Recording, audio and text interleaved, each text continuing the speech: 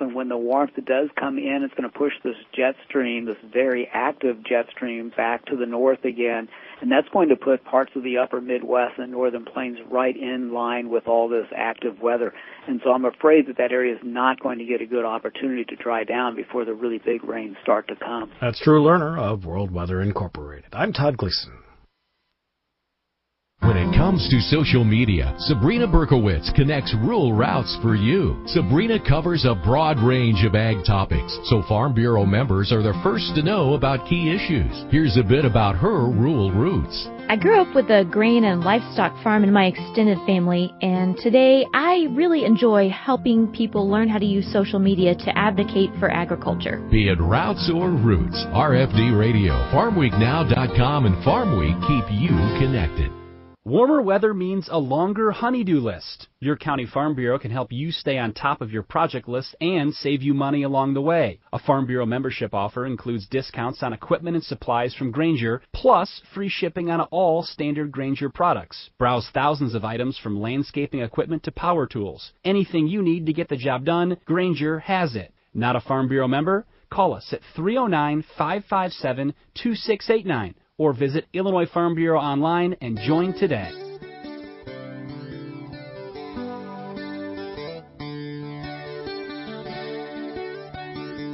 You're listening to RFD Town and Country Partners, connecting you with the food you eat, the Illinois farmers who grow it, and the food-related events, destinations, and lifestyles that make our state great.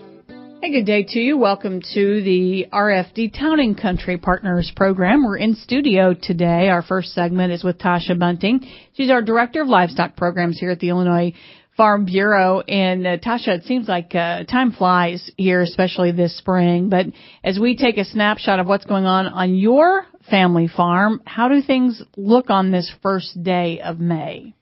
Very wet, a lot of ponding and a lot of field work and obviously planting. None of that has happened on our farm, and very little in our area, if any. So there are a lot of frustrated farmers out there that are, according to the calendar, it's May 1st, and so we need to be getting things out there and getting things in the ground. And I guess fortunately, since we do still have everything in the bag, that's better than being underwater. But this morning when I left, there was ponds in places that I have not seen ponding in a long time, and water over the road. So definitely, trying to use caution and make sure that everybody travels safely to and from their destinations.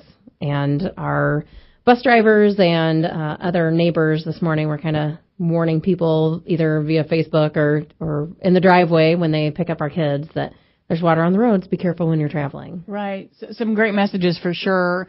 And when you talk about that, so you've been a Farm Bureau manager, your father farmed, you're married to a farmer, and you work with farmers every day. And so when you say, maybe folks are getting grouchy, you have lived through it. Yeah. And everybody, there's always a silver lining, and so people try to look to the positives, but there's definitely situations where it's a little bit hard to see what the positives might be. And however you want to look at it at this point, nobody is facing this frustrating weather alone, whether that's here in Illinois with our flooding issue that we're having now, but there's other states, and they've faced other issues throughout the spring and late winter. And so everybody is in a similar, if not the same situation, but have certainly faced their own challenges. And so as an ag community, I think they do a really good job of lifting one another up, whether that's by just words of encouragement or misery loves company sometimes, just kind of venting to one another. That's helpful too. But there's also certainly individuals out there, and I think a report was just released just this afternoon about a survey of rural Americans and farmers that the challenges they face and the mental anguish that is putting on them. Not only are we facing challenges from weather, but also from markets and missed opportunities. And so ways that we can work to assist those who might need a little extra help in this point. also helpful. I like that you said that, kind of a silver lining, because you have to do that at home every day, make things look better. You mentioned one of the positives for Beef Month is today is the first day of May, and that's a great time to promote product.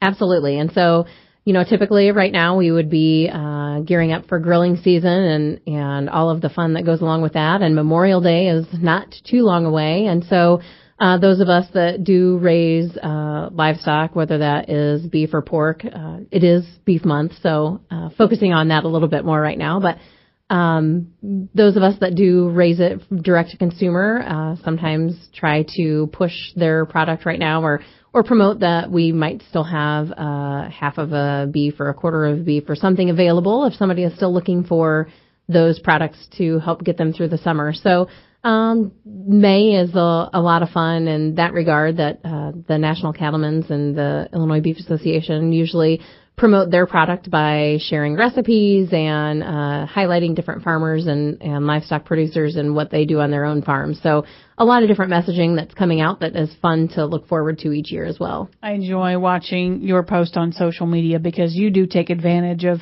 your family moments. And you had one not too long ago, and the whole family was out in the pasture. We were. So it's springtime on the farm, and so we were out doing pasture checks and had all three of the kids in the gator with us and the dog as well. And so just going around checking to make sure everything is settled and settling down. And the bull is out with the heifers right now. And so we maybe needed to forewarn our teachers that the kids might come to school the next day with a new story to talk about that happened on the farm the night before that they seem to really be excited about. So we have to have a conversation that there's farm words and there's farm talk and there's school talk. And so helping them learn what's appropriate conversations is sometimes happens in the middle of the pasture. and you've shared with us many times that really you take advantage of teaching life lessons to your kids, kind of 24/7 there on the farm.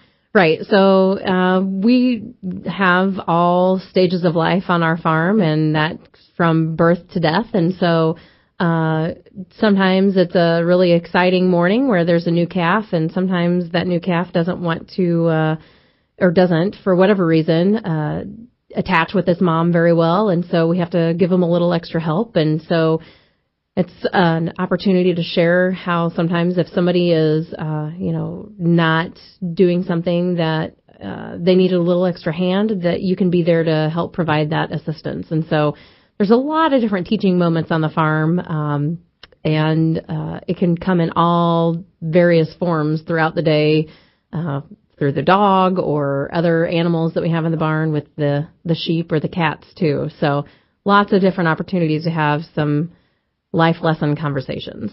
And animal care, animal stewardship, you teach that at a very young age. And then going on, we talked about topical issues like farmers implementing biosecurity elements on their farm to protect against foreign animal diseases, et cetera. So it starts young, and then producers in the commercial side of things are really in tune to what's happening. Yeah, absolutely. So every farm is going to have a little bit of a different procedure on what's going to work for them and the biosecurity efforts that they might need to put forward.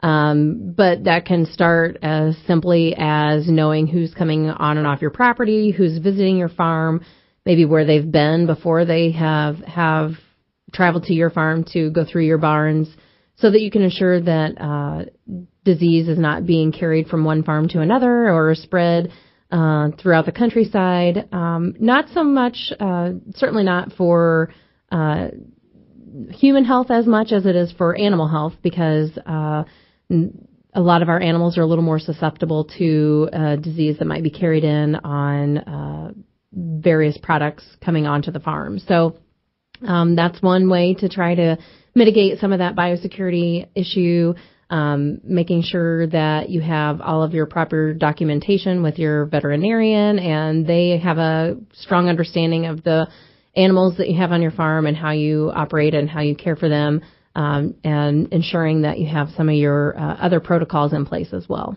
And as you mentioned, with African swine fever in the headlines, consumers can be assured that this has no effect on their food or the food supply. Right. So it's an issue that is taken hold in China and several other Asian countries as well as throughout Europe. We're fortunate in North America that we haven't had that occurrence here.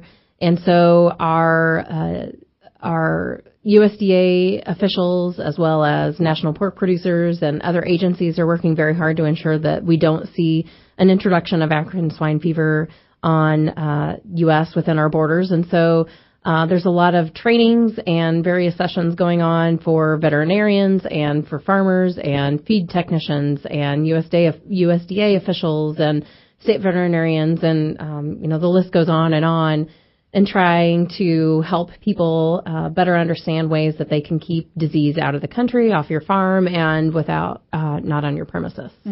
Tasha Bunting, our guest, about a minute left here. We mentioned May being Beef Month, and then June, Dairy Month. Lots of things coming up there. Yes, so in June, we will kind of roll right in from hamburgers to cheeseburgers, and then ice cream and a lot of other dairy products. But the Illinois Milk Producers Association will be launching a new website that will also hold some information about various opportunities for consumers to go maybe visit a dairy farm and learn a little bit more and probably get some kind of a dairy treat as well coming up in June. And then, so your new website, when's it going to be launching? Hopefully it is moving forward by the middle of this month, but certainly by the beginning of June. And we look forward to the end of May, along with a couple of other folks from the Illinois Farm Bureau, visiting a couple dairy farms in southern Illinois. That's right. So that'll be a great opportunity to travel around southern Illinois and meet some more of our dairy producers. Yeah, and we will kick off June Dairy Month in style for sure. Tasha Bunting, thanks for coming in.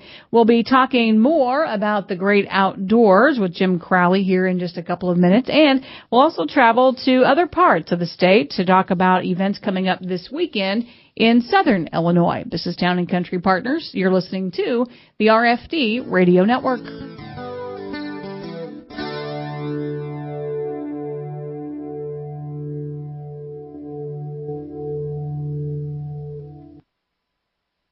When it comes to our members, Chris Magnuson connects rural routes for you. Chris leads Illinois Farm Bureau's efforts to provide valuable information to our members. He has spent 2 decades with IFB. Here's a bit about his rural roots.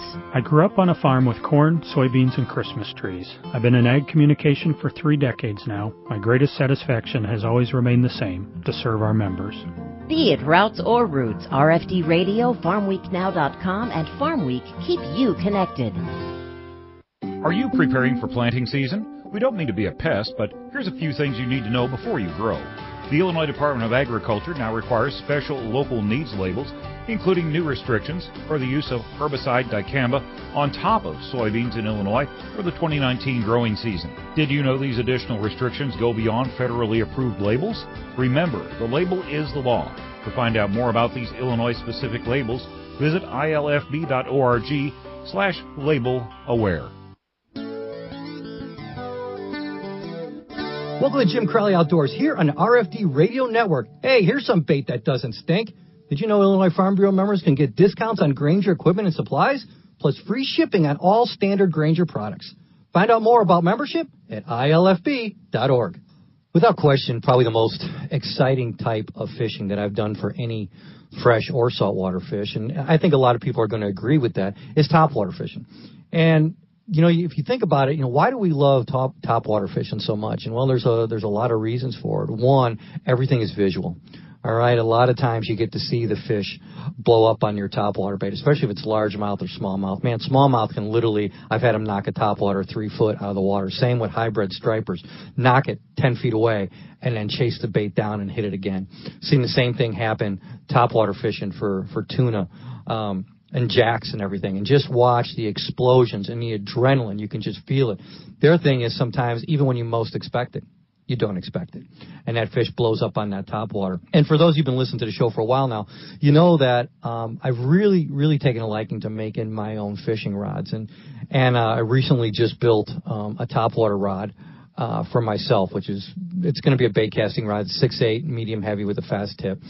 And we're going to be throwing that for largemouth and smallmouth this year on my show on Hook and Hunt TV. And it was so cool to be able to build that and actually try some of those lures out. And recently I just did, matter of fact, if you want to see how a rod is built, the first show for our season for Hook and Hunt TV came out, and you can find it on Facebook. You can also find it on hookandhunttv.com, and it's making your own bass rod. And so I go through on this episode how to make a bass rod. And even though this one wasn't a topwater rod, I got to thinking as we were doing this episode is how cool it's going to be not only to build a rod, which I absolutely just love. It's fun, it's relaxing, and it's really, really cool to catch fish on something you made. But now I'm actually going to make a rod exactly the length and action that I wanted for topwater. And to be able to work that topwater exactly the way I wanted it with a rod that I built myself. And to watch that fish blow up, set the hook on that fish, and catch that fish on something that I built. When I talk about building rods and about topwaters, it all comes together. You can go to a place called Lure Parts Online or go to Angler's Workshop. You can make your own topwaters there. You can definitely make your own rods. There's tons of videos out there to do everything like that. And I guess as I gotten older, I like making stuff. I paint my own decoys, if you heard me say before. And now to be able to make my own rods and catch fish on some of my favorite topwater lures is just something really, really cool.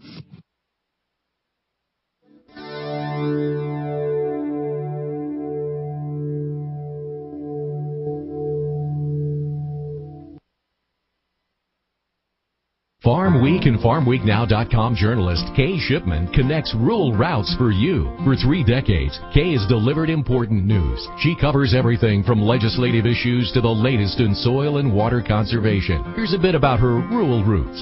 I love covering so many aspects of agriculture and providing readers with the facts they need to make better decisions. I also get to work with farmers and meet new people along the way. Be it routes or roots, RFD Radio, FarmWeekNow.com and Farm Week keep you connected. If you're in the mood for some sprucing up, you're in luck. From big to small or farm to front yard, your Illinois Farm Bureau member discount from John Deere is ready and waiting to help. It's easy to think green when it's the Rewards Loyalty Program with savings on equipment, special parts, and home and workshop products. Whether your tasks involve mowing, planting, or cleaning, you'll be set for whatever your work requires. All you need to do is sign up, have your membership number handy, and go to johndeere.com/Farm Bureau.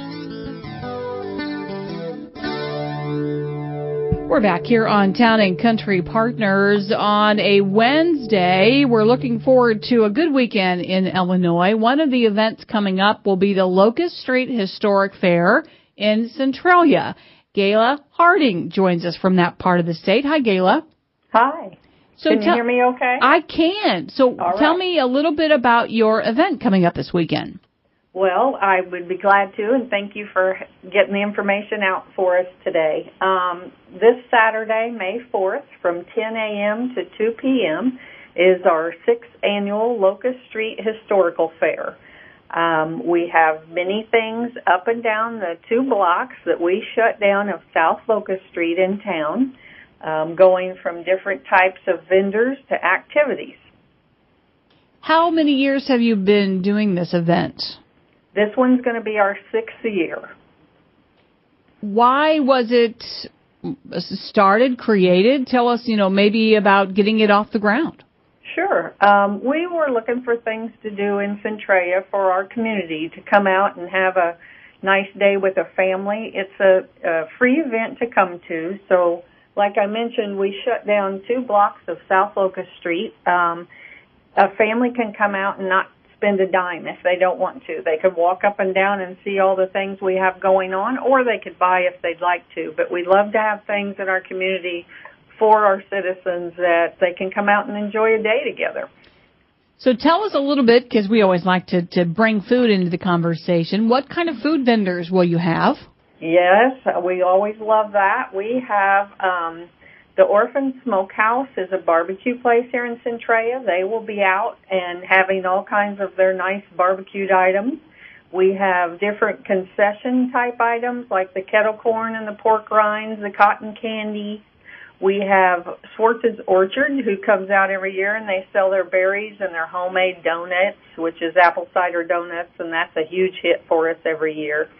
We have a couple of local people. We have a young man who raises money for college, and he calls his items Larry's Links, and he has all kinds of specialty hot dogs and bratwurst that joins us every year. We have Grody Farms that comes out with their chops and their ribs, and then we also have another local man that has what's called Rock and Rolls, and it's the nitro rolled ice cream. They come out and do that. So we've got a nice variety of a set-down meal to the, carnival kind of foodie stuff. We've got good food. Couple minutes left here, Gayla. Tell us about the historic shuttle tour of Elmwood Cemetery. What's special about that cemetery? I would love to. That is a city-owned cemetery here in Centralia. A great amount of history in there from back in the Civil War days. We have a shuttle for $5 a ticket, but they need to be pre-sold, so they need to call us before Saturday's event at City Hall at 533-7623. Those are only $5. They load on a shuttle here at the event, take a ride out to the cemetery, and as they drive through, I have a couple of ladies who are very knowledgeable of the history of the cemetery. They'll be stopping at different points throughout the cemetery and telling the stories about different people that are buried out there, our historic chapel out there, different things like that. One other nice thing, we have a lot of nice things going on, but also we do an antique car show, which is by invitation only.